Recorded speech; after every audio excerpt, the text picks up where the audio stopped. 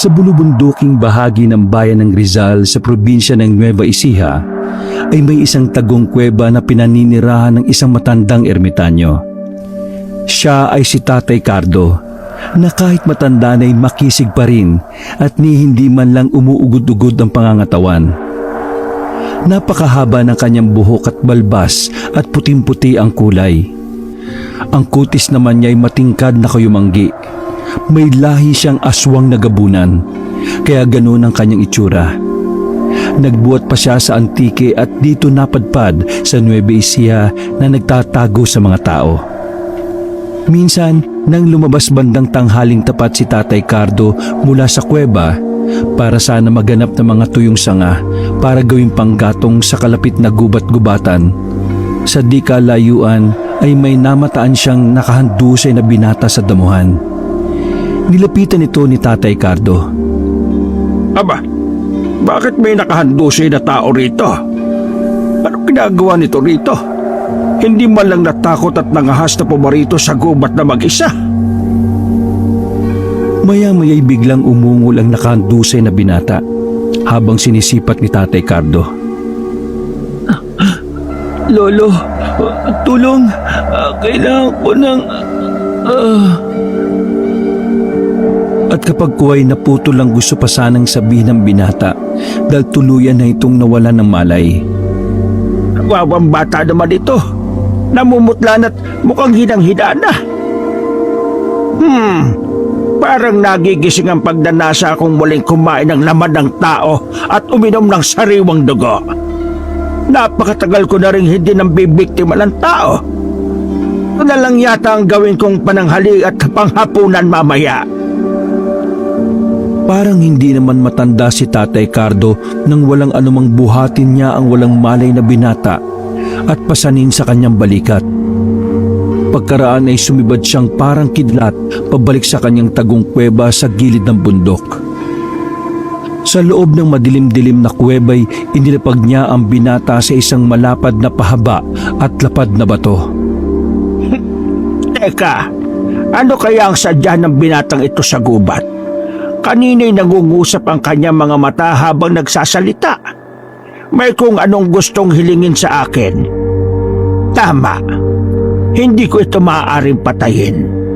Isa pa, parang pamilyar sa akin ang amoy ng dugo ng taong ito eh. Mananatili ang aking panatang kahit kailan ay hindi na ako titikim ng tao. Mananatiling mga hayop lamang ang titikman ko. Gamit ang espesyal niyang kapangyarihan bilang isang gabunan ay sinalat ni Tatay Cardo ang noo ng binata. Makalipas ang ilang minuto ay muling nanumbalik ang malay tao nito. Ngunit pagkakita kay Tatay Cardo ay natakot na ang binata. Para bang noon lang nito napagtanto na kakaiba pala ang itsura ng inaakala niyang isang lolo. Sino kayo? Nasaan ako? Anong lugar ho ito? Narito ka sa aking kuweba, iho. Hindi ako isang pangkaraniwang tao tulad ng inaakala mo. Pero huwag kang matakot sa akin. Wala akong balak ng masama sa iyo. Bagkus handa pa nga akong tulungan ka. Ano ho ba kayo? Isa ho ba kayong engkanto? Lamang lupa? Alien? Hindi ako isang engkanto o lumang lupa o alien. Mabuti pa huwag mo nang alamin at baka matakot ka lang sa akin. Baka siyang sadya mo iho at mag-isa kang napadpad sa gubat sa labas. Hindi mo ba alam na delikadong tao sa gubat na ito? Alam kong mapanganib ang gubat na ito. Pero kasi kailangan kong makahanap ng halamang gamot para ho sa mga magulang kong may malubhang sakit eh. Ayaw ko silang mawala sa akin. Dahil mahal na mahal ko po sila eh. Kahit rin ho ako may sakit. naubos to yung kabuhayan namin sa pagpapatingin sa mga albularyo sa barangay namin. Nakakadismaya ho dahil mga mukhang pera na ho sila eh. At ginagatasan na lang ho kaming mga mahihirap na walang sapat na kakayahan na makapanggamot sa mga ospital. Pati ho mga formula ng mga halamang gamot nila mahal.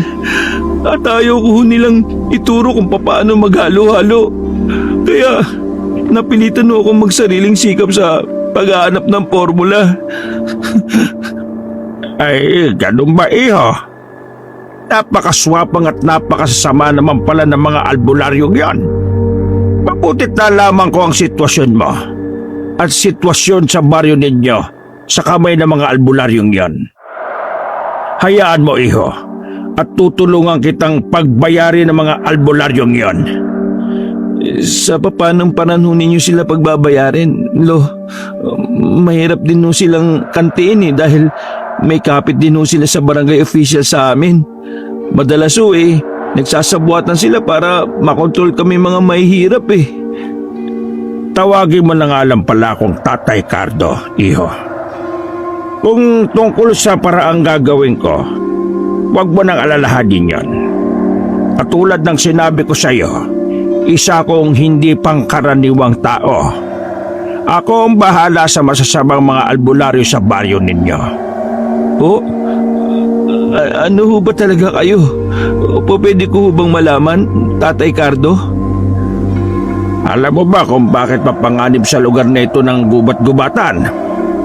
Walang taong nakakakita sa akin ang nananatiling buhay. Kaya walang nakakaalam tungkol sa akin at ang tagong kuwebang ito. Anong ibig niyong sabihin? Mamamatay ang sinumang taong makakita sa inyo? Bakit ho ako? Bakit buhay pa ho ako? Buhay ka pa dahil gusto kitang tulungan. Lalo na ngayon, nalaman ko ang sitwasyon mo at ang inyong baryo. Ngayon hahayaan kitang mabuhay. Ngunit sa 3 kondisyon. Ano hong kondisyon? Una, huwag kang matatakot sa akin. Ikalawa, walang dapat makaalam ng tungkol sa akin liban sa iyo. At ang ikatlo, sa oras na ipaalam mo sa iba ang tungkol sa akin, papatayin kita 10 ng buo mong angkan sa karumal-dumal na paraan. At siya nga pala, isa akong gabunan. Gabunan? Hindi ho ba kayo nagbibiro? Mukha ba ako nagbibiro? O baka gusto mong ipakita ko sa iyong totoo kung anyo? Naku, huwag na ho. Kaya ho pala, purong puti ang inyong buhok at balbas. At kaya ho pala, ganyan ang kutis nyo. Pero, paano ako makakalabas dito? Kailangan ko na makauwi sa amin Tatay Cardo. Baka kung napano na yung mga magulang ko. Ano nga palang pangalan mo, iho? Abdon ho. Abdon ho ang pangalan ko. Pwede ba akong sumama sa inyo, Abdon? Gusto ko lang malaman kung ano ang sakit ng mga magulang mo. Baka sakaling kaya kong pagalingin sila gamit ng aking taglay na kapangyarihan bilang isang gabunan. Pwede naman ho, Tatay Cardo. Pero baka mamatay ho sa takot sa inyo yung mga magulang ko Lalo kapag nalaman ho nilang isa kayong aswang na gabunan. Huwag ka mag-alala, Abdon. May kakayahan ako magpalit ng anyo. Isa rin sa paraan ko para maiwasan kong pumatay ng mga taong nakakakita sa akin. Papatayin ko lamang sila kung ang totoo kong anyo ang nakita nila. Kung hindi mo alam panata ko na sa sarili ang huwag mambiktima ng tao. Hindi lahat ng aswang na gabunan na katulad ko masama. May ilan pa rin naman sa amin na mabuti. Talaga ho ba? Pero natatakot pa rin ho ako sa inyo Tatay Cardo. Patutunayan ko sa iyo na mabuti akong gabunan. Mula ngayon ay magturingan tayong magkaibigan. Halika at magsagawa tayo ng sandugo bilang katibayan ng ating pagkakaibigan. Sa harap ni Abdon ay pasibad na kumuha si Tatay Cardo ng mangkok na gawa sa pinatuyong bao ng nyog at isang matalim na balaraw. Inilapag ni Tatay Cardo ang mga ito sa ibabaw ng malapad na batong dating kinahihigaan ni Abdon. Ganun na lang ang pagkagulat ni Abdon sa nasaksihang sobrang bilis na pagkilos ni Tatay Cardo. Ganyan mo ba talagang isang gabunan kong kumilos, Tatay Cardo? Simbilis ng kidlat? Oo, iho. Kaya kung balak mo kong patayin, mahihirapan ka. Higit pa sa karaniwang aswang lamang ang isang gabunan. Marami pa akong espesyal na kakayahan. Ngunit, hindi ko pa maaaring sabihin sa iyo ngayon. Saka na kapag lumalim na ang ating pagkakaibigan. Tatay Cardo, o pwede ba ninyong ibahagi ang ilang parte ng inyong kapangyarihan sa isang tao? Oo, maaari. Pero ang bagay na yan hindi basta-basta. May mga kondisyon sa pagsasali ng kapangyarihan at mga kwalifikasyon na kailangang taglayin para ito'y maging matagumpay. Bakit? Gusto mo bang bahaginan kita ng aking mga kapangyarihan? Ha? Kung pwede lang ho sana eh. Sawa na ho kasi akong inaapi-api lang kaming mahihirap na mga taong nakakataas sa amin. Parang gusto kong iparamdam din sa kanila kung paano maging isang api-apihan eh. Tignan natin balang araw, iho. Malay mo, makita kong magiging kwalipikado kang salinan sa paglipas ng panahon. O siya, simulan na natin ng sandugo. Katunayan isa ito sa kumbagay panimulang anyaya sa posibleng pagsasalin sa hinaharap. Ibinuka ni Tatay Cardo ang kanan niyang palad at gamit ang matalim na balaraw ay mabilis siyang lumikha ng hiwa. Pakuyom niyang piniga ang nalikang sugat at pinatulo ang dugo sa mangkok ng bao ng nyog. Sumunod ay ganun din ang kanyang ginawa sa kanang palad ni Abdon. Pagkaraan ay ininom ni Tatay Cardo ang kalahati ng laman ng mangkok. Ang natirang kalahati naman ay ipinainom niya kay Abdon. Biglang nagkikisay si Abdon matapos niyang mainom ang natitirang pinagsamang dugo sa mangkok. Mistula siyang parang kinukumbulsyon at ang mga matay halos tumirik. Tumagal ito ng mga ilang minuto hanggang sa humupat bumalik na ulit sa normal ang lagay ni Abdon. Anong nangyari sa katawan ko, Tatay Cardo? Halos mamatay ho ako sa pag-inom ko ng pinagalo nating dugo eh. At yung lasa, hindi ko maintindihan ang lasa. Ngayon may kaunting porsyento na ng aking dugo ang iyong dugo. Diyan na magsisimulang sukatin ng aking dugo kung karapat dapat kang salinan sa hinaharap. Saka parang nawala ang sakit ko, Tatay Abdon. Guminawa ho ang pakiramdam ko. Isa yan sa epekto ng pag-inom mo ng dugo ko. Pero hindi ibig sabihin hindi ka na makakasakit uli. Kaya lang medyo mas mabilis kang gumaling kaysa sa dati. Ang galing naman ho. Naku, salamat ho talaga ng marami, Tatay Cardo. At naging kaibigan ko ho kayo. Siya nga ho pala. Tara na ho sa amin.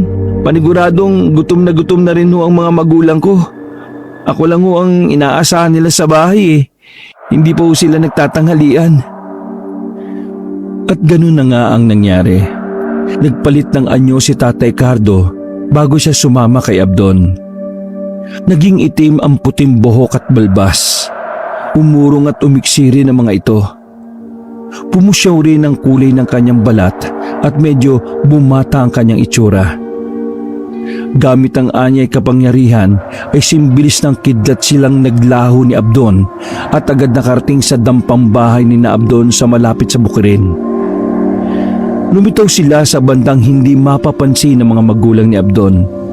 Ngunit isang hindi inaasahang tagpo ang nadatnan nila. Naroon sa loob ng dampan ni na Abdon ang ilang albularyo. May kung ano mga halamang gamot ang inilalapat nila sa may sakit na mga magulang ni Abdon. Narito na naman ho pala yung mga pesteng albularyo, Tatay Cardo. Wala na akong tiwala sa kanila eh. Shh! Sandali, Abdon. Huwag ka muna maingay. Hindi muna nila tayo pwedeng makita. Paganahin ko muna yung kapangyarihan kong hindi makita ng mga tao. Pati ikaw pansamantalang hindi rin muna nila makikita. Magmasid muna tayo at makinig. Nasaan na ba yung walang silbi niyong anak? Bakit niya kayo iniwan ng walang tumitingin sa inyo? Wala na nga kayong gamot Hindi pa pala kayo ipinaghanda ng pananghalian. Kung hindi pa kami dumating para maningil baka paglalamayan na kayo bukas. Ayan ha. Nilapatan namin kayo ng formula ng halamang gamot para sa sakit ninyo. Ito pa ang isang boteng pampahid niyo sa tuwing sinusumpong kayo. 2, 3 na pala. At baka kulangin. Hindi yan libre ha. Ililista kong utang na naman ninyo na babayaran nyo sa susunod na katapusan ng buwan. Kapag nagpatuloy na hindi kayo nakakabayad kada buwan, ay mapipilitan kaming ilitin ang bukid na sinasaka ng anak ninyo. Entiendes? Sa akin naman, gwapo naman at maganda ang katawan ng anak ninyo. Mukhang ducks pa. Pwede na sa akin na siya ang ibayad ninyo. Solve na ako kahit matikman ko lang siya ng minsan. At kapag talagang na-enjoy ko siya, promise, next time na need ang serbisyo ko, libre na always. Maawa naman kayo sa amin. Alam niyo naman na kayo lang ang maaasahan namin. Wala kaming kakayahang magpadoktor sa bayan. Saka walang-wala rin kami. Saka huwag niyong sasalingin ang anak ko. Hindi ako makakapayag. Baka pwedeng saka na kami magbayad kapag nakabawi na kami at makaluwag-luwag. Ang tanong kailan pa kayo makakabawi? At talagang nangangarap pa kayong aasenso balang araw? Nako Imelda, sa panahon ngayon, ang mahirap ay lalong humihirap. Bakit ika mo? Kasi nandito kaming nakakaangat at tuntungan lang kayo ng mga paan namin. Ang sama naman ng tabas ng dila mo. Sa bagay, ano ba namang aasahang lalabas sa bulok na dila kundi puro kabulukan? Balang araw, yang dila mo rin na magpapahamak sa'yo. Abahoy! Islaw, lantang kalabaw! Kung makasagot kay parang may sapat ka pang lakas para labanan kami Baka isang tadya ko lang sa'yo magpantay na ang mga paa mo. Ano? Maghahamon ka? Tama na kayo. Sige na. Gawin nyo na ang mga maibigan ninyo kung hindi kayo takot sa karma. At inihiling ko na sana, huwag mabaliktad ang sitwasyon natin balang araw. Pero kahit mabaliktad, hindi ko pa rin gagawin ang tulad ng ginagawa nyo sa amin. Dahil may takot kami sa Diyos. Ay nako, Imelda, huwag mo nga mabanggit-banggit ang Diyos dito. Isaksak mo sa kokote mo na walang Diyos. Dahil kung meron, bakit ang sama na kalagay ninyo ngayon? Nasaan siya? Bakit hindi niya kayo tinutulungan na Ber? Tang mag-asawa talaga na ito. Ay nako, pigilan niyo ako at gustong-gusto ko na talagang ingod-god ng mga pagmumukha nila sa tae ng kalabaw. Sa puntong yon, hindi na nakapagpigil si Abdon. Tatangkain na sana niyang sugurin ng 3 albularyo nang mawala ng invisibility na pinaggana sa kanya ni Tatay Cardo. Ngunit mabilis si Tatay Cardo. Inunahan niya si Abdon. Sing bilis ng kidlat niyang dinala ang 3 albularyo sa isang bahagi ng gubat na maraming mababagsik na bubuyog. Sinalat niya ang pugad ng mga bubuyog at pasibad na iniwan ang mga albularyo roon. Ang kawawang 3 albularyo ay walang nagawa kundi magsisisigaw ng saklolo habang kumakaripas ng takbo. Dinumog sila ng galit na mga bubuyog. Ay Diyos ko, sana tayo? Bakit bigla tayo napadpad dito? Bakit ang daming bubuyog? Nanang ko pa! Ay naku, aray ko! Oh my gosh! Gadaming bees! Ang face lock ko! I cannot! Oh! Ay, nako, may saingkanto yata ang pamilya nila Islaw. Tingnan nyo, bigla na lang tayong napadpad dito. Aray ko, lang yung bubuyog ng mga ito Aray, nako, magsitakbo na tayo. Samantala, pabalik sa dampa si Abdon. Abdon anak, nariyang ka na pala. Mabutit dumating ka na. Ang mga pesteng albularyo, pumarito na naman sila habang wala ka. Sinamantala na naman nila kami anak. Kailangan na natin gumawa ng paraan anak. Kung kailangan natin gumamit ng dahas, siguro'y panahon na. Sumusobra na mga albularyong yon. Masama silang ehemplo sa iba. Kaya pati yung ibang albularyo gumagaya na rin sa kanila. Hayaan nyo, inay, itay. Ako ang bahala sa mga iyon.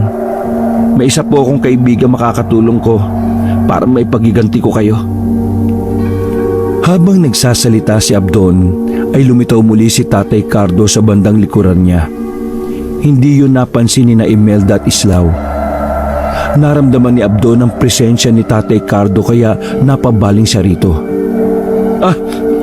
Heto na pala siya, inay. Tay, ang kaibigan ko. Siya po si Tatay Cardo. Tatay Cardo, sila po mga magulang ko. Si Nanay Imelda at si Tatay Islaw. Ay, magandang hapon. Kayo pala mga magulang ni Abdon. Kaluguran kong makilala kayo. Cardo, ikaw ba talaga yan? Kilala mo siya, Islaw? Islaw, kaya pala pamilyar sa akin ang amoy ng dugo ng iyong anak. Ikaw pala ang kanyang ama. Ikaw na pala yan. Dati no kayo magkakilala ni Itay, Tatay Cardo? Paano nangyari yun? Mahabang kwento anak. Imelda, kung isasalaysay namin sa inyo, baka magulat rin kayo. At huwag sana kayong mabibigla na si Cardo ay hindi normal na tao. Anong ibig mong sabihin, Islaw? Kung hindi siya normal na tao, ano siya? Huwag sana kayo matakot, inay. Ako rin po alam ko na kung ano talaga si Tatay Cardo. Sikreto lang po natin ito at tayo lang po makakaalam. Si Tatay Cardo po, inay, ay isang aswang. Aswang na gabunan. Ha? Diyos ko, siya na ba yung dati mong ikinukwento sa akin, Islaw? Totoo pala yun. Akala ko gawa-gawa mo lang. Paano kayo nagkakilala ng anak ko, Cardo? At saan ka ngayon nagtatago? Mabutit hindi ka natuksong lapangin si Abdon. Nakita ko siyang nakahando sa labas ng tagukong kuweba sa gilid ng bundok. Islaw, dinala ko siya sa kuweba ko. Totoong muntik ko na siyang pagbalakang biktimahin. Ngunit naamoy ko sa kanya ang amoy ng iyong dugo. Kaya bigla kong naalala ang panatang ipinanata ko sa harapan mo noon na hindi na ako ulit kailanman titikim ng laman at dugo ng tao bilang pasasalamat sa pagliligtas mo sa akin noon. At heto, siya palang anak mo. Tulad mo'y nagsagawa rin kami ng sandugo bilang katibayan ng aming pagkakaibigan. Natikman ko rin ang kanyang dugo, ngunit hindi nagising ang aking pagkagabunan sa dahilang sagrado ang sandugo. Ikinalulungkot ko palang ipaalam sa iyo, Cardo, na ang dugo mo sa akin ay nawala ang talab. At ang nakita kong dahilan ay dahil sa kung ano-anong halamang gamot ang ineksperimento sa amin ng mga albularyong yon. Huli na nang mapagtanto ko na kaya pala kay dali ko ng kapitan ng sakit. Idagdag pang tumanda na rin ako. Peste nga talagang may tuturing ang mga albularyo rito sa baryo ninyo, Islaw. Hindi dahil sa banta sila sa akin bilang isang aswang, kundi dahil sa hindi magandang paraan nila ng pag-i-eksperimento ng mga gamot sa mga tao. Buti na lang at nalaman ko. Mula ngayon si Abdon ang aasahan kong maaaring salina ng aking mga kakayahan bilang gabunan sa hinaharap. Poprotektahan ko siya laban sa mga mapagsamantalang mga albularyo rito sa inyong baryo. Tama ba ang narinig ko, Islaw?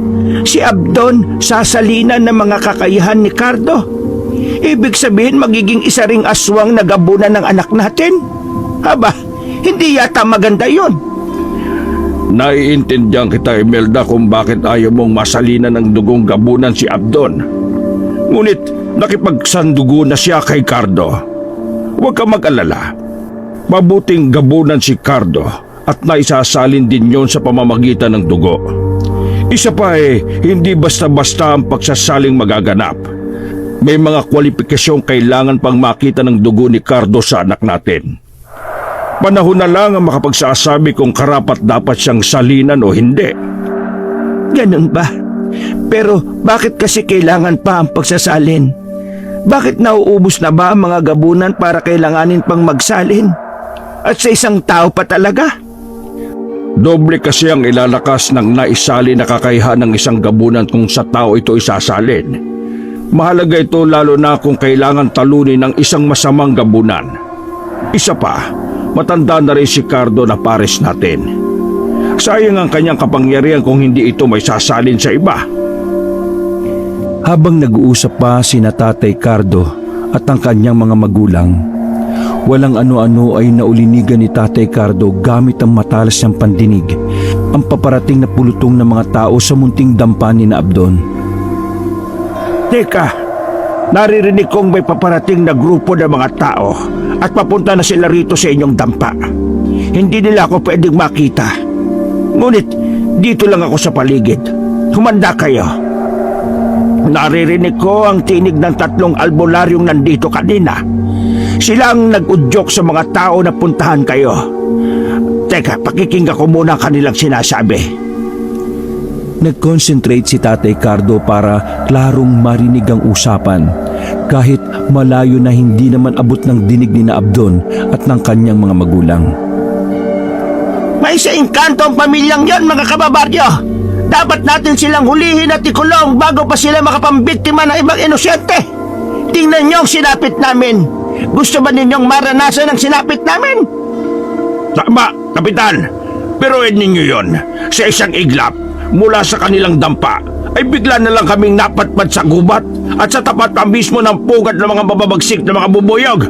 Sinong normal na mga tao makakagawa nun sa amin? May sakampo ng dilimang pamilyang yon ni na Islao. Kunwari pang may takot daw sa Diyos mga yon. Yung pala, mga kampo ng demonyo. Hulihin sila at pagbayarin sa nangyari sa precious kong Feslock. Ang mahal pa naman magpa-facial. Tapos, ang Feslock ko, binukbok lang ng mga bubuyog. O tara na mga kabarangay. Magdala na rin kayo ng kahit na anong panlaban sa kanila kung sakaling mapalaban tayo. Maging alerto rin kayo. Matapos marinig ni Tatay Cardo ang mga usapan, ay binilinan na kagad niya sina Abdon ng mga dapat gawin bago pa man dumating ang pulutong ng mga tao. Mali ako na iniligtas ko pa ang 3 albularyong yung kanina. Dapat pala ikinulong ko na lang sila sa kuweba ko. Humanda kayo. Libasin na ninyo ang ilang mahalaga ninyong gamit na madadala ninyo. Pansamantalang sa kuweba ko muna kayo tumuloy. Delikado kayo kung haharapin pa ninyo sila. Malamang na walang makikinig sa inyo at ang 3 albularyong yun ang mas papanigan nila. Diyos ko po, paano kami ni Islaw? Wala na kaming sapat na lakas para maglakad pa ng malayo. Oo nga pala. Nakalimutan ko kayong pagalingin pansamantala. Ngunit wala na tayong oras. Parating na sila. Sige na, magmadali na tayo. At sa di kalayuan ay naririnig na nga ni na Abdon, Islaw at Dolores ang paparating na mga tao. Tatay Cardo, ano nang gagawin natin? Hindi mo ba kami kayang i-teleport sa kuweba ninyo? Anong teleport? Yung dadalhin ko kayong lahat ng bensyanan? Hindi ko kaya yon. Ang mabuti pa, Abdon, ganito na lang. Relax lang kayo rito at ako na ang bahala. Sing bilis ng kidlat na kumilos si Tatay Cardo na ang direksyon ay papunta sa paparating na mga tao. Ang ginawa ni Tatay Cardo'y iniligaw niya ng landas ang pulutong ng mga tao. Ginaya niya ang kakayahan ng isang tikbalang. Teka, mga kababaryo, hindi ba ninyo napapansin ang napapansin ko? Kanina pa tayo naglalakad papunta kina Kaislaw. Kanina'y malapit na tayo, hindi ba?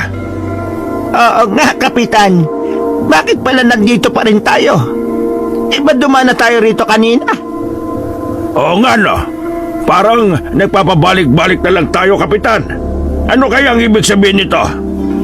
Ano ba yan? Hindi kayo natitikbalang na tayo? Papahapon na rin kasi. Lagpas na ng 3:00. Diyos mio.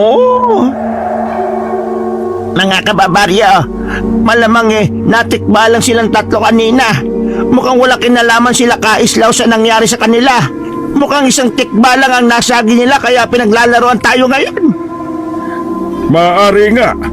Tandaan nyo, malapit sa gubat-gubatan ng lugar natin kaya posibleng may mga tikbalang na naninirahan sa mga puno rito. Ugaliin nyo kasing magtabi-tabi para hindi kayo makasagi. Hindi na ho tayo tutuloy, Kapitan. Kawawa naman ang sinapit namin kung hindi mabibigyan ng hustisya. Pero base sa nararanasan natin ngayon, maliwanag na walang kinalaman dito ang pamilya ni Kaislaw. Hindi sila may sa engkanto. Kayo mismo ang nakasagi sa tikbala kaya pinaglaruan kayo.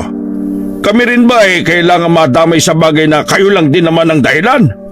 Kaya hindi na tayo tutuloy. Mga kababaryo, tara na! Pagsimulik na tayo! Nagsialisa na nga ang mga tao na ikinutuhan ni Tatay Cardo na nagmamasid na nakakubli sa isang malapad na puno ng sampalok. Binalikan nila sina Abdon. Ligtas na kayo, Abdon. Walang pag-uubog na magaganap. Idiligaw ko sila at inakala nilang pinaglalaroan lang sila ng tikbalang. Simula ngayon ay mag-iingat kayo sa bawat kilos ninyo para hindi na kayo pagdudahan ng mga tao. Ako ba mag-iingat din nang hindi kayo mapahamak ng dahil sa akin? Salamat naman kung ganon. Kung bakit ba naman kasi pagkasasama ng ugali ng mga albularyong yon? Kung may kapangyarihan lang ako, parurusahan ko talaga sila. Sa totoo lang ayaw ko nang makita pa sila kahit na kailan. Para kasing matutuyo ang dugo ko sa tuwing paparito sila. Ako man, Imelda, ayaw ko na talaga silang makita pa. Kumukulo talaga ang dugo ko sa tuwing nariyan sila Katakot-takot na pagpipigil ang ginagawa ko pagkat baka lalo pang ikasama ng puso kong humihina na rin. Wala namang imik si Tatay Cardo matapos marinig ang mga hinaing ni Islaw at Imelda. Maging si Abdon ay wala ring imik. Inoobserbahan kasi nila ang reaksyon ni Tatay Cardo at binabasa niya kung ano ang maaring nasa isip nito. Pinagaling pansamantala ni Tatay Cardo ang mga karamdaman ni Islaw at Imelda gamit ang kakayahan niyang magpagaling. Makaraan ay kinausap niya si Abdon tungkol sa mga nalalaman niya sa mga halamang gamot na sariling sikap niyang natutunan. Nang lumatag na ang dilim, ay nagpaalam na si Tatay Cardo kina Abdon. Ngunit hindi sa kuweba niya tumuloy si Tatay Cardo. Sa halip ay pumaroon siya sa kaloob-looban ng baryo habang nagpapalit ng anyo tungo sa pagiging isang nakakatakot na gabunan. Humanda kayo mga albularyo. Kayo na nagpapahirap sa mga kaibigan ko. Ipapalasap ko sa inyo ang sarili nyo kasamaan. Unang pinuntahan ni Tatay Cardo ang lalaking albularyo. Nakita niya itong nakikipag-inuman sa isang kubo kasama ang ilang kalalakihan. Nag-isip si Tatay Cardo ng paraan kung papaano niya masusunggaban ang albularyo. Nagpalitan niyo siya at naging kamukha niya ang asawa ng albularyo na kanina lang ay naglapag ng kanilang mapupulutan. Sa wakas ay tila tinawag ng kalikasan ng lalaking albularyo. Humiwalay ito sa mga kasama para saan umihi saglit malapit sa isang puno kung saan nagkukubli si Tatay Cardo. Lelang, anong ginagawa mo riyan? Inakit ni Tatay Cardo na anyong si Lelang ang lalaking albularyo. Halika, Bong. Parang gusto kong subukan mag-ano tayo doon sa may taniman. Mukhang masarap yun At sumunod naman ang walang kamalay-malay na albularyong si Bong. Ngunit doon nasing bilis ng kidlat na tinangay ni Tatay Cardo ang albularyo habang mahigpit niyang binusalan ang bibig nito gamit ang malapad niyang palad. Dinala niya ito sa kaniyang kuweba at doon walang awa at galit na galit niyang pinagluray-luray ang katawan nito. Ang sumunod na hinanap at pinuntahan ni Tatay Cardo ay ang babaeng albularyo na may matabil at matalas na dila. Hindi nalalayo ang bahay nito sa lalaking albularyo. Kasalukuyang itong naglalaba kahit gabi gamit ang washing machine.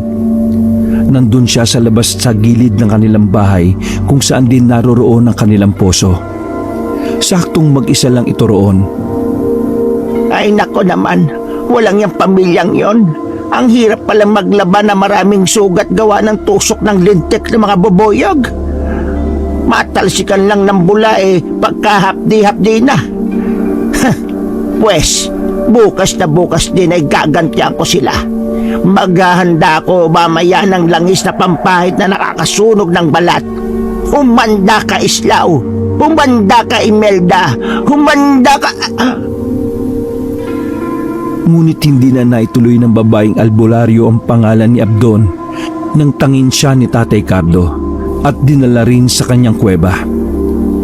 Nakita ng babae ang gutay-gutay at dugo ang katawan ng lalaking albularyo nang bitawan siya ni Tatay Cardo. Nang makita rin ito ang nakakatakot na anyong gabunan ni Tatay Cardo, ay umalingaw-ngaw sa loob ng kuweba ang tili nito. Aswang! Aswang! Tulong! May aswang! Dahil sa nakaririnding ingay nito'y hindi na nakatiis si Tatay Cardo. Mabilis niyang sinunggaban ng babae sa leeg. Iniangat sa ere at walang sabi-sabing dinukot niya ang dila nito mula sa nakanganga nitong maluwag na bibig sa malakas na binaltak. Kasamang lumabas sa bibig ng babae ang mga bitukan nito kasunod ang pagbulwak na masaganang dugo. Hindi pa nakontento si Tatay Cardo. Malakas pa niyang ibinalibag ang wala ng buhay na katawan ng babae. Tumama ito sa parting batong haligi ng kuweba at nagkalasog-lasog. Nama si kaibigang Islaw. Ang dila rin ng babaeng ito ang magpapahamak sa kanya. Ngayon wala nang matalim na dilang manghahamak sa mga kaibigan ko.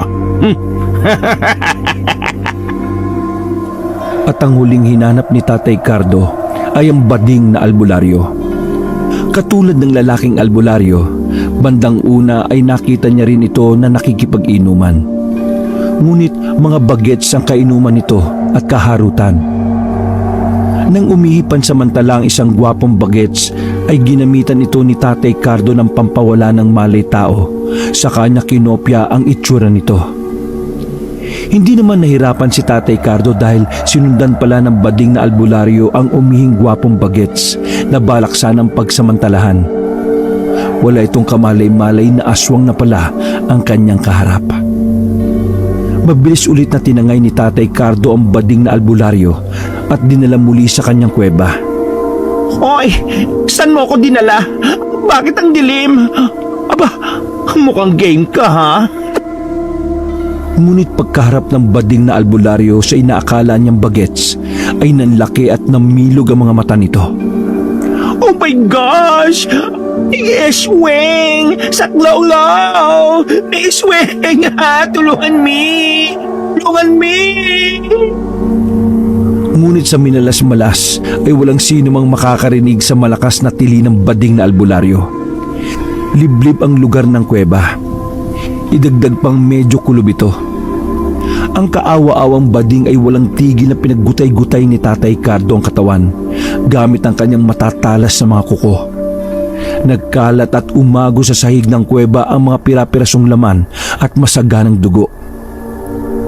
Nang sumunod na araw ay nabalita sa buong baryo ang pagkawala ng 5 katao.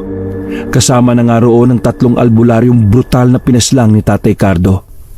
Nagdagdag pa siya ng 2 masamaring mga albularyo para hindi magduda mga tao at ibaling ang sisi sa pamilya ni Abdon. 5 araw pa ang lumipas at patuloy pa rin hinahanap ang mga nawawalang albularyo. At dito na nagsimulang mabahala ang pamilya ni Abdon. Islaw, hanggang ngayon pala ay hindi pa rin nahahanap yung 3 albularyong kinaiinisan natin. Alam mo bang nagsisimula na tayong pagdudahan ng mga kababaryo natin?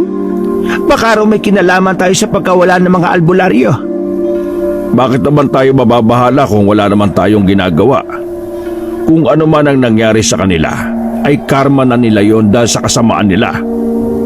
Ang totoo, Islaw, ang anak natin si Abdon ang pinaghihinalaan nila.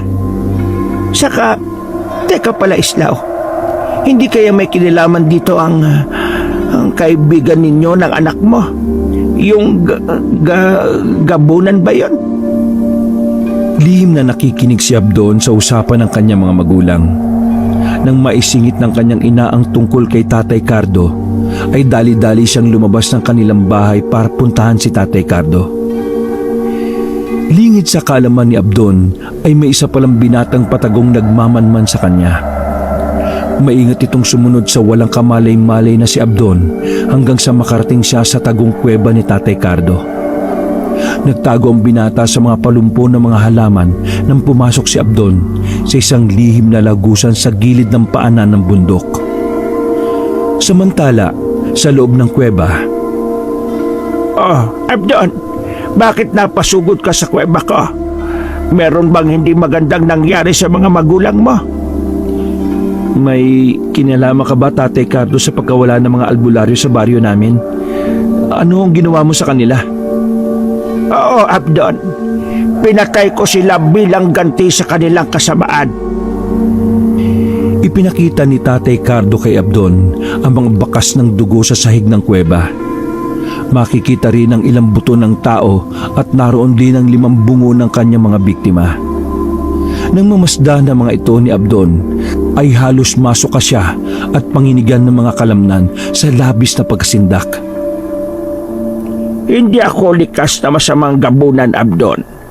Ngunit masakit sa akin na nakikitang naghihirap ang kalooban ng aking mga kaibigan nang dahil sa kasamaan ng mga albularyong yan. Nang marinig ko ang mga hinaing ng mga magulang mo nang dahil sa kanila'y nalipos ako ng matinding galit, kaya nagawa ko silang pagbayarin sa kanilang masasamang ginagawa. Naiintindihan naman ho kita, Tatay Cardo. Pero may hindi magandang konsekwensya ang inyong ginawa eh. Alam niyo ho bang ako ang pinaghihinalaan ng mga tao sa amin na may kinalaman sa pagkawala ng 5 albularyo? Mainito ako ngayon sa kanilang mapagmasid na mga mata. Sa sinabi ni Abdon ay hindi nakaimik si Tatay Cardo. Bigla siyang malalim na napaisip. Kapag kuwan ay naningkit ang kanyang mga mata. Kaya pala ay may kung anong nasasagap ang matalas niyang pandama sa labas ng kuweba. Sandali lang. Mag-isa ka lang bang pumarito sa kuweba ko, Abdon? Oo. Wala akong kasama at maingat ho akong pumarito. Iniwan ko sila inay at tatay sa bahay. Bakit ho ba? Nararamdaman kong may isang taong sumunod sa iyo at naghihintay siya sa labas.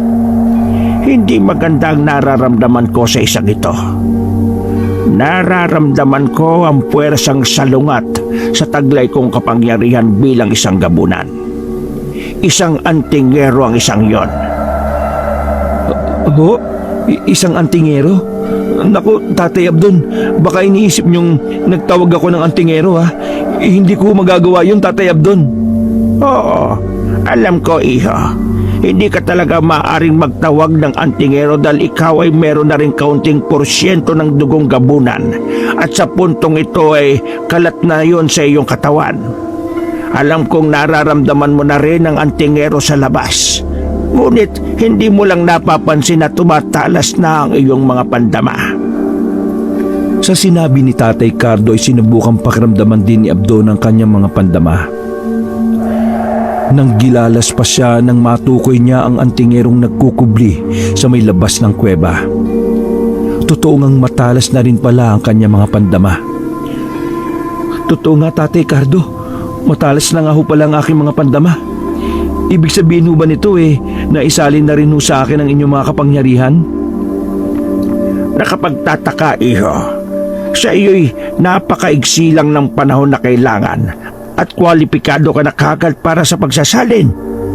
Nararamdaman kong panahon na nga para isalin ko sa iyo ang kalahati ng aking mga kapangyarihan. Isa pa'y mukhang hinihingi na rin ang panahon at pagkakataon. Agad ay isinagawa ni Tatay Cardo ang ritual ng pagsasalin sa harap ni Abdon. Mariing pumikit si Tatay Cardo at matamang nag-concentrate. Maya-maya pa'y biglang nanginig ang buo niyang katawan. Ang anyo niya ay nagpabalik-balik ng palit sa anyong tao at anyong gabunan, na parabang naglalaban ang kanyang dalawang katauhan. Mga ilang minuto rin itong naganap at ang huminto'y biglang may isinuka si Tatay Cardo na sinalo niya ng kanyang palad. Isang makintab na itim na bato na parang kalahating biluhada ang hugis. Labis na hiningal si Tatay Cardo sa isinagawa niyang proseso.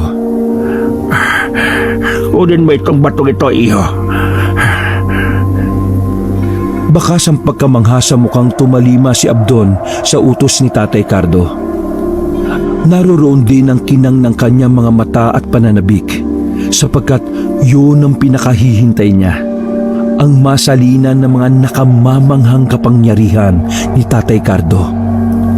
Lunukin mo na kagad, iho, bago pa man yan kusang bumalik sa akin.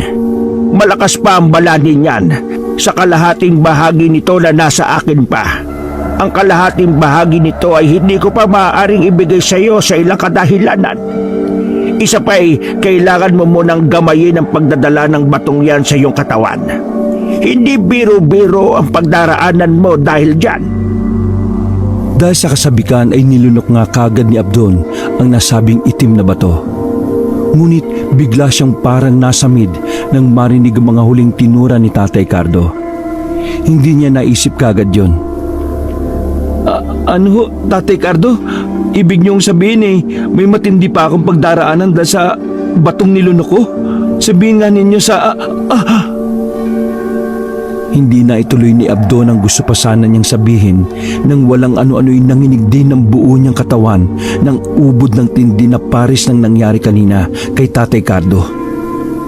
Unti-unti ring nagkulay abo ang kanyang buhok at bahagyang umitim ang kanyang kutis. Malakas na napapaungol si Abdon dahil sa hindi niya maipaliwanag na nararamdaman sa kanyang katawan. Halos maglabasan din ang kanyang mga ugat sa katawan at nagmistula siyang parang kinukuryente ng mataas ang boltahe. May isang oras ang itinagal ng kakaibang nangyayari kay Abdon. Matapos nga ito'y humandusay na lamang siyang bigla nang wala ng malay. Alalay namang sinapo ni Tatay Cardo ang lupaypay na katawan ni Abdon, kung kaya hindi bumagsak sa mabatong sahig ng kuweba. Nang muling bumalik ang malay ni Abdon, ay matinding pagsusuka naman ang kanyang dinanas. Halos isuka niya ang lahat ng laman ng kanyang sikmura. Isang buwan mo yung daranasin, Abdon. Ibig sabihin ay kailangan mo munang malayo sa mga tao sa loob ng isang buwan. Dito ka muna sa aking kuweba. Kasunod niya ay magsisimula ng hanapin ang iyong katawan ng sariwang dugo at laman. Ngunit hindi ka maaaring mambiktima ng tao. Sa halip ay mga hayop lang ang maaari mong biktimahin. Tutulungan kita sa bagay na yan ng pagdidisiplina sa sarili. Tulad ng dati kong ginawa nung manata ako sa iyong ama na hindi na ako mambibiktima ng mga tao. Pero paano sila inay at itay? Ako na ang bahala sa kanila, Abdon. Sa ngayon ay ihanda mo muna ang iyong sarili sa pamumuhay na tulad ng isang ermitanyo sa loob ng isang buwan. Habang nagsasalita pa si Tatay Cardo, ay naramdaman na naman niya ang pagkilos ng antingerong nasa labas ng kuweba. Ngayon nararamdaman niyang natuntunan nito ang sikretong lagusan papasok ng kuweba. Si Abdon man ay gayon din. Nararamdaman din niya ang antingerong yon. Pero may isang bagay siyang natuklasan na kinababahala niya. Pamilyar sa kanya ang amoy ng antingerong yon. Dito ka muna, Abdon. Nakapasok na ang pangahas na antingero dito sa kuweba. Kailangan nating maging alerto pagkat ang mga antingero ay may taglay na mga pangontra sa mga aswang na tulad ko at tulad mo na rin. Pero sandali ho, Tatay Cardo. Parang pamilyar ho kasi sa akin ang amoy ng sino mang yun na nakapasok sa kuweba. Palagi ko kilala ko siya. Sigurado ka ba, iho? Kung gano'n ikaw muna ang kailangan niyang makaharap. Magmamasid muna ako't hindi mo na magpapakita. Ngunit kapag nakikita kong nanganganib ka, ay saka ko aatake. At ikaw naman tumakas palabas ng kuweba. Sige na. Ganun nga ang nangyari. Si Abdon ang humarap sa antingerong ingat na pumasok sa looban ng kuweba. Kahit madilim-dilim ang paligid, ay malinaw namang nakikita ni Abdon ang lalaking antingero dahil nga sa tumalas ang kanyang mga pandama. Agad niya itong nakilala. Ang kababat at matalik niyang kaibigan ay nagbalik na pala sa kanilang baryo. Dahil sa bugso ng kagalakan ay tinangka ni Abdon na masayang salubungin ng matalik na kaibigan. Deo! Tama! Ikaw nga, Deo! Nakabalik ka na pala sa baryo natin! Ngunit biglang natigilan sa paglapit si Abdon nang maramdaman niyang may nakakapasong bagay na unti-unting sumusuot sa kanyang katawan. Napatras siya ng dahil dito. Kaya pala'y kumukulo ang langis na daladala ng antingerong si Deo. Dahil din dito'y umasta ito para depensa ng sarili kahit na bahagyang nagtataka. Abdon, ikaw ba yan? Ako nga, Deo. Ang matalik mong kaibigan at kababata. Pero, paano? Paano naging isa kang aswang? Bakit gumagana sa iyo yung mga pangontra ko? At saka, ano ginagawa mo sa kuwebang to? Mahabang kwento, Deo. Bago pa lang ako nagiging aswang na gabunan. Gusto ko kasing bigyan ng leksyon ng mga mapagsamantala at masasamang mga albularyo sa baryo natin. Kaya pinili kong maging aswang. Ngunit huwag mo na sanang isiping isa ako masamang aswang, Deo. Kilala mo ko simula pagkabata natin. Teka Abdon, totoo bang may kinalaman ka sa pagkawala ng ilang mga albularyo sa atin? Saka, paano ka naging gabunan na ikaw lang? May kasama ka bang iba pang mga gabunan sa kuwebang ito? Dito na lumantad si Tatay Cardo kay Deo. Ako ang kasama niya, iho. Kaibigan ko si Abdon. Nakipagsandugo siya sa akin at ininom namin ang pinaghalo naming mga dugo. Kaya nahaluan na ng dugong gabunan si Abdon. Pagkakita kay Tatay Cardo ay alertong hinawakan ni Deo ang hawak niyang mutya na panlaban sa malalakas na uri ng aswang na tulad ng mga gabunan. Iniyakma niya ito sa direksyon ni Tatay Cardo na bahagya ring napatras. Sa puntong ito, humarang naman si Abdon para protektahan si Tatay Cardo. Sandali, Deo. Huwag ka munang gumawa ng aksyon. Hindi masamang gabunan si Tatay Cardo. Ang totoo'y kaibigan din siya ng tatay ko noon pa man, nung dating nasa Visayas siya. Namuhay si Tatay Cardo bilang isang ermitanyo sa tagong kuwebang to at umiwas sa mga tao. Hindi siya nambibiktima ng mga tao dahil may panata siya kay Itay na hindi na siya kailanman mambibiktima ng mga tao. Tanging mga hayop na lamang ang binibiktima niya. Siya bang may kinalaman sa pagkawala ng mga albularyo sa baryo natin? Oo, iho. Ako ang dahilan ng kanilang pagkawala. Pinatay ko sila, ngunit hindi ko sila kinain. Kaya ko lamang nagawa yun ay para bigyang hustisya ang masasamang ginagawa nila sa inyong mahihirap na mga kababaryo. Tulad na lamang ng pamilya ni na Abdon. Hindi ko masikmura ang kanilang kasamaan at pananamantala. At bilang halimbawa na rin sa ibang mga albularyo para hindi sila pamarisan. Ang totoo niyan, iho, hindi ko pa malalaman ang masaklap palang dinaranas ng mga kababaryo ninyo sa kanilang mga kamay kung hindi pa napadpad rito si Abdon malapit sa kuweba ko. Ganun ho ba? Pero alam mo ba ninyong may nauna pa sa aking sumunod kay Abdon at nagmamanman sa kanya? Isa ho yung albularyo. Bumalik na ho yun sa baryo at malamang ibinalita na sa mga kababaryo namin ang tungkol sa lihim na kuwebang ito na pinasukan ni Abdon. Sa kanilang narinig ay makahulugang nagkatinginan sina Abdon at Tatay Cardo. Si Deo na may nagpatuloy pa sa pagsasalita. Alam niyo rin po ba na nagtatawag sila ng mga antingero para tumulong sa paghahanap sa inaakala nilang nawawalang mga kaalbularyo nila? At isa na nga ako ron. Mabuti na lang at sinundan ko ang albularyong bumuntot kay Abdon. Kung hindi hindi ko pa malalaman ang punot dulo ng lahat. Tatay Cardo, ano nang gagawin natin? Malamang paparito sila sa kuweba at uumugin tayo.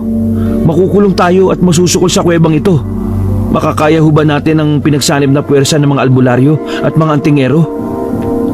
Hindi biro-biro mga antingerong kinalap nila, Abdon. Mahirapan kayong kalabanin sila. Tatay Cardo, ano ang plano natin? Matamang nag-isip si Tatay Cardo. Nagpalipat-lipat ang matiim niyang mga titig kina Abdon at Deo.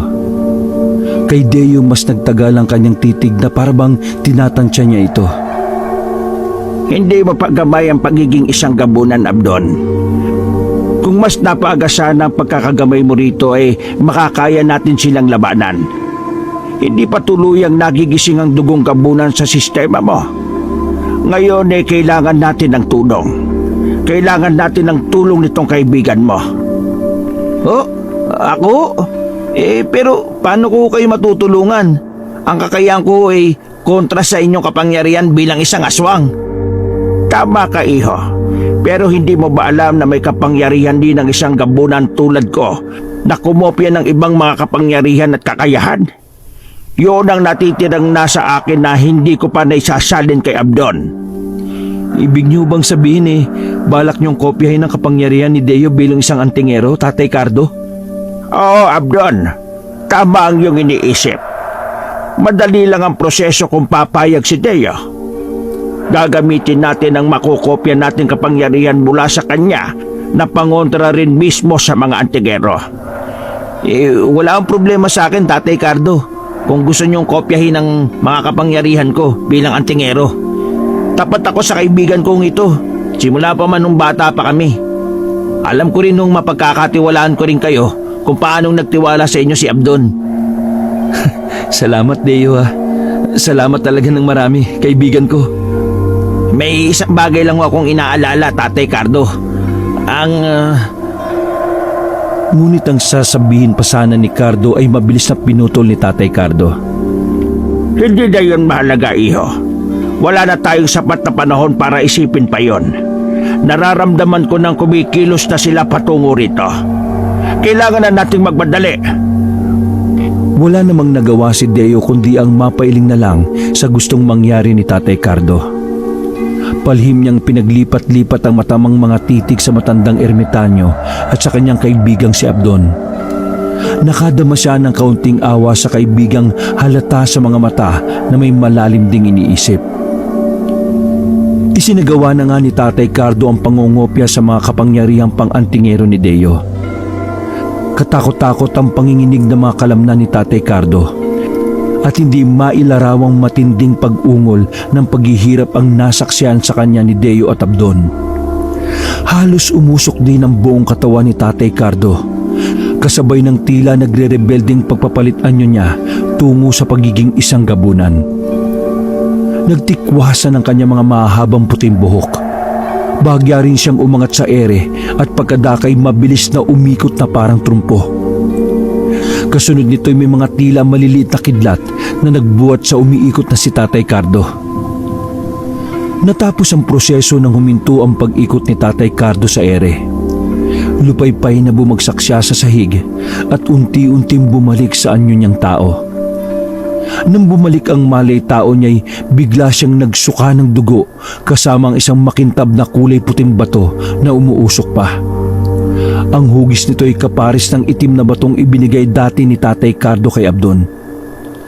Malamang ay yun ang kalahating bahagi ng bato na nakay Abdon.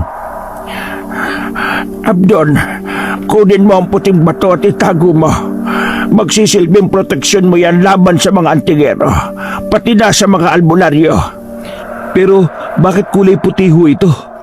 Naging puti dahil sa kapangyarihang pang-antingero. Mahigpit kong ibibilin sa iyo na hindi mo muna pwedeng lunukin yan hanggat hindi mo pa nagagamay ng lubusan ng pagiging isang gabunan.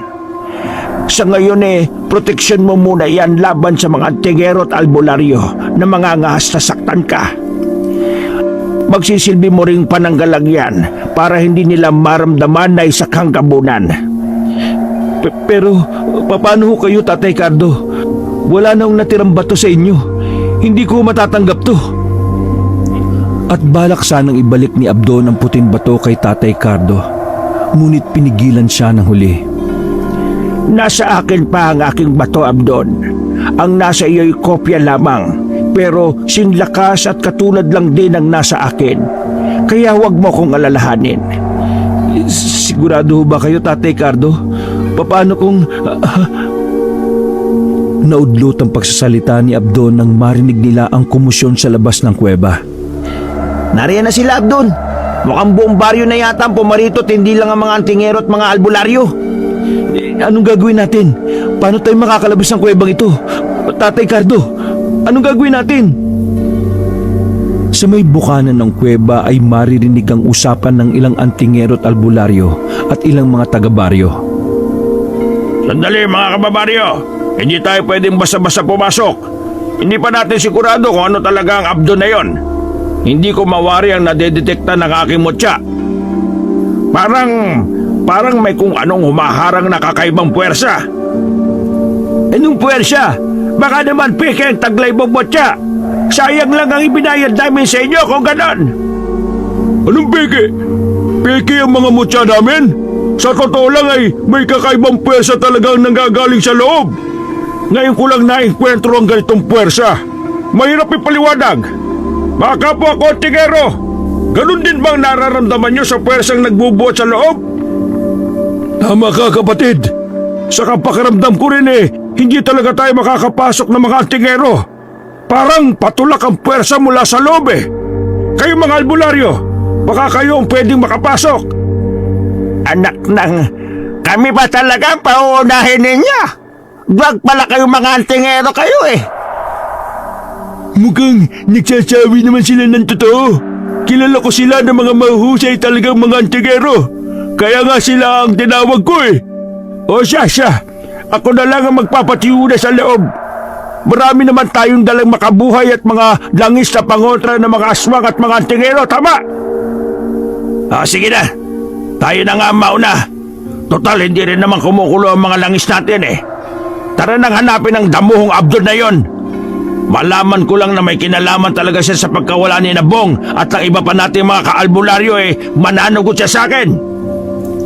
Nagpatiunang ang pumasok ang dalawang albularyo na hawak-hawak ng mahigpit ang mga dala nilang nakabotelyang mga pangontrang langis at hinugis na pulseras na mga baging na makabuhay. Nagsindi rin sila ng sulo na pang-ilaw sa madilim-dilim na looban ng kuweba. Abdon! Abdon! Alam naming nariya ka sa loob! Nakita ka ng isa naming kasama na pumasok dito! Harapin mo kami at magpaliwanag ka! Malaman ko lang na ikaw ang nasa likod ng pagkawala ni na paring Bong! Mananagot ka sa akin! Sige, huwag kang lumabas dyan! Tingnan natin kung hindi ka matusta kapag sinunog namin ang kuwebang ito! Shh! Huwag ka maingay! Nakikita mo ba nakikita ko? May 2 taong papalabas ng kuweba! Sa wakas, lumabas din ang Abdon na yan! Mga kasama! Kumanda na kayong huliin si Abdon! Pero teka, isa sa mga antingero inarkilan natin ang kasama ni Abdon. Tama, si Deo nga kasama niya. Naunahan na pala tayo ni Deo. Malamang siya ang dahilan sa puwersang nararamdaman kanina ng ibang antingero. Mga kasama, huliin na ninyo si Abdon! Siguraduhin ninyong matalian siya ng maigpit! Nang tatangkay na sanang sunggaban ng mga tao si Abdon, ay humarang si Deo. Sandali mga kababaryo! Wala ba kayo napapansin sa mga pangontra ninyo at mga mutya ninyo? Hindi aswang o kung ano man ang kaibigan ko. Kung aswang siya o engkanto o lamang lupa, di sana'y nadetektan na ito ng mga taglay niyong pangontra at mutya. Isa pa nakausap ko na siya. Wala siyang kinalaman sa pagkawala ng ilang kababaryo natin mga albularyo. Sino kung gano'n na may kagagawa ng pagkawala ni na paring Bong? Siguro'y sina Islaw at Imelda, no? Mga kababaryo, ulihin nyo, tigapo sina Imelda at Islaw! Naroon din pala sa pulutong ang mga magulang ni Abdon. Mabilis silang sinunggaban ng mga tao. Bumuo ng bilog ang mga taga-baryo at pinagtulakan sa gitna sina Islaw at Imelda na halos mangudngod sa maalikabok na lupa. Mga wala kayong awa! Wala kami kinalaman sa pagkawala ni Nabong at iba pang mga albularyo. Sa tanda namin ito na halos uugod-ugod na, Sa palagay nyo magagawa pa namin ang bagay na ibinibintang nyo sa amin? Oo, galit kami sa mga nawawalang albularyo na yan dahil sa pagsasamantalan nila sa kahirapan namin. Pero kahit kailan, hindi namin inisip na pagtangkaan sila ng masama. Huwag na kayong magkaila pa mga tanda. Sa inyo lang naman nagsimula ang mga kababalagang nangyari sa kanila nang putaktayin sila ng mga bubuyog. At nung minsang uumugin sana namin kayo, pero para kaming natikba lang. Pagkatapos noon bigla na lang silang nangawala ng sabay-sabay. Kaya hindi nyo kami masisisi na ang pamilya ninyo ang pagsuspecha namin. Malas kayo sa aming baryo! Tama! Tama! Malas nga ang pamilya niyo sa ating baryo! Kaya dapat na silang mabura sa ating baryo ng matahimik na tayo! Dalhin niyo rito si Abdon at sunugin sila ng buhay! Galit na sumunod naman ang mga tao. Pinagtulungan nilang gapusin ang nagpupumiglas na sina Abdon, Islao at Imelda. Si Deo naman ay walang magawa para ipagtanggol sila. Habang nagaganap ang komosyon, ay may biglang napasigaw. Asawa ko! Ang asawa ko dinagit ng aswang! Nagulantang ang lahat ng pagbaling nila'y siya namang may kung anong inihagi sa kanilang harapan galing pa sa pinakaloob ng kuweba. Ang gutay-gutay at duguan ng katawan ng nadagit na asawa ng sumisigaw na babae. Asawa ko! Hindi! Hindi pa man nakakahuma ang mga tao sa pagkabigla sa nakita nila, ay bigla namang may mabilis na dumagit sa albularyong nagpapasimuno ng kaguluhan. Pagkaraan mula sa pinakaloob ulit ng kuweba ay narinig nila ang katakot-takot na palahaw at mga sigaw ng nadagit na albularyo ring yon. Ilang saglit pa'y lumantad na si Tatay Cardo na nasa kanyang anyong gabunan. Bit-bit niya ang gutay-gutay at duguan na ring katawan ng pasimunong albularyo. Dahil dito'y natakot ang mga tao. Isang gabunan pa lang bumibiktima sa mga nawawala nating kabaryo! Nasaan ang mga tingero? Bakit wala kayong ginagawa? Makinig kayong lahat. Ganito ang sinapit ng mga masasamang tao at mapagsamantala sa kanilang naghihirap na mga kapwa. Walang pinipili ang kamay ng hustisya kapag kumilos ito. Maging ang mga aswang na katulad ko ay ginagamit nito upang pagbayarin ng mga mapagmalabis. Pakawalan niyo ang pamilya ni Islao sapagkat wala silang kinalaman sa pagkawala ng mga albularyo sa baryo ninyo. Ako ang may kagagawa ng lahat. Pinaggutay-gutay ko silang katulad ng isang ito. Ako ang hanapin ninyo. Ngunit kung hindi ninyo sila pakakawalan, ay mapipilitan akong ubusin kayong lahat sa baryong ito. Inihagis ulit ni Tatay Cardo sa harap ng pulutong ng mga tao ang bitbit niyang gutay-gutay na katawan ng pasimunong albularyo. Mabilis namang siyang sinugod ng mga tao at kinalagan sina Abdon, Islao at Imelda. Si Abdon, pagkakalag sa kanya ng ipinangtali sa kanyang matibay na lubid, ay tatangkain sanang agad na takbuhin si Tatay Cardo. Ngunit kagad siyang pinigilan ni Deo at inakay siya sa isang tabi na malayo sa pulutong ng mga tao. Bakit mo ako pinigilan, Deo? Kailangan ko ipagtanggol si Tatay Cardo. Kailangan kong kumbinsihin ng mga tao na hindi siya masamang aswang kagaya ng iniisip nila. Makinig ka muna sa akin, Abdon. May kinalaman ito kay Tatay Cardo at sa batong puti na ibinigay niya sa iyo. Ano bang meron sa kalahating batong puti? Akin na, ipakita mo sa akin. Inilabas ni Abdon ang batong puti mula sa bulsa ng kanyang puruntong na maong. Dahil sa pagkopya ni Tatay Cardo sa mga kapangyarihan kong pang-angtingero, nagkaroon ng pansamantalang telepathic field sa pagitan namin. Nag-uusap kami sa isip, Abdon. Ang batong ito, ang orihinal na batong kalahati ng itim na bato na nasa loob mo. Kopya o replika lang ang nasa kanya. Ibig sabihin ay mas mahina ang nasa kanya. At ang kapangyarihang naroon ay hihina ng hihina habang ginagamit. Ha? Paano? Ibig sabihin, hindi. Kailangan kong tulungan si Tatay Cardo laban sa mga antingero. Tatangkain sanang pumuslit ni Abdon para puntahan si Tatay Cardo. Ngunit pinigilan siyang muli ni Deo. Hindi pa tapos, Abdon. Ibiniling ka sa akin ni Tatay Cardo tungkol sa kung paanong paggaganayan ng batong puti sa loob mo kapag nilunok mo na ito sa hinaharap. Magtutulong daw tayo sa atas na maging mga tagapagtanggol ng mga naaapi sa lipunan. Ako lang daw ang may kakayahang pigilan ka. Kapag natukso kang gamitin sa kasamaan, ang ipinamana niyang kapangyarihan sa iyo. At isa pa Hindi na pinatapos ni Abdon si Deo sa sinasabi nito. Pwersahan na siyang pumiglas para puntahan at tingnan kung ano na ang nangyayari kay Tatay Cardo sa kamay ng mga antingero. Si Deo naman ay wala nang nagawa. Ang ginawa na lang niya ay akayin sina Islao at Imelda palayo sa kaguluhang nangyayari. At para na rin hindi nila makita ang sasapitin ni Tatay Cardo. Sa bukana ng kuweba'y nasaksihan ni Abdon si Tatay Cardo kung paanong buong tapang pa rin siyang nakikipaglaban sa mga antingero kahit ang kapangyarihang taglay nito bilang isang gabunan ay unti-unti nang nanghihina. Sige, tapusin na ninyo ang matandang gabunan na yan para wala ng mga haspang mambiktima sa ating mga kababaryo. Ibuhos nyo na ang lahat ng mga kapangyarihan nyo. Sige, ibuhos nyo lahat. Pero sinasabi ko sa inyo, may babangon pang bagong lahi pagkatapos ko. Isang bagong lahing mas makapangyarihan pa sa akin na kahit mga antingerong tulad ninyo'y wala nang magiging panama. At siya, oo, sila ang magiging tagapagtanggol ng mga naaapi at maglalapat ng hustisya sa mga nasisiil. Wala na, tanda. Huwag ka nang mangarap. Masakit umasa sa walang katiyakan. Paano pag may susunod sa'yo? Buburahin ka na nga sa mundo sa oras na ito. Hala, sige mga tigero! Tuldo ka na ninyo ang hininga ng salot na ito! Pinagsanib puwersa na ng mga antingero ang kapangyarihan ng kanilang mga mutya laban kay Tatay Cardo. Si Abdon naman ay walang magawa. Kahit pilitin niyang sugurin sana para pigilan ng mga antingero, ay para namang may malakas na puwersang biglang pumigil sa kanya. Kaya pala'y puwersa yun ng kalahating batong puti na nasa kanyang bulsa. Ito ang kusang pumipigil sa kanya. Gusto rin sana niyang sumigaw ngunit pati tinig niya ay ayaw lumabas.